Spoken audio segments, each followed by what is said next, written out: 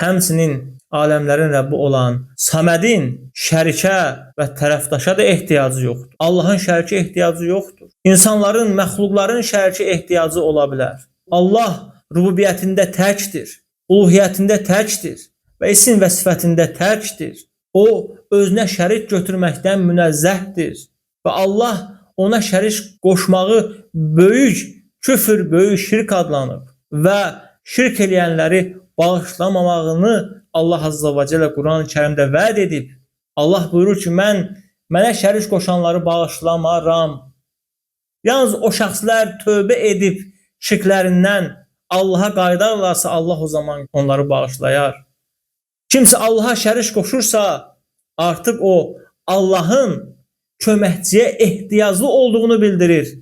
Bu da Allaha naqislik, nöqsan nisbət etməkdir. Çünki o Allahu Saməddir. O ehtiyacsızdır. Heç nəyə ehtiyacı yoxdur. Allah Quran-ı Kərimdə buyurur ki, o Allah hər şeyi biləndir. Nə vardırsa hər bir şeyi bilir. Sinələrdə olanı bilir. Qəlblərin xain baxışlarını bilir. Gizlində olan nə vardırsa hamısını bilir. Ağacdan düşən yarpağı belə bilir. Onun elmindən heç nə kənara çıxa bilməz. Çünki o Saməddir. Hər şeyi biləndir.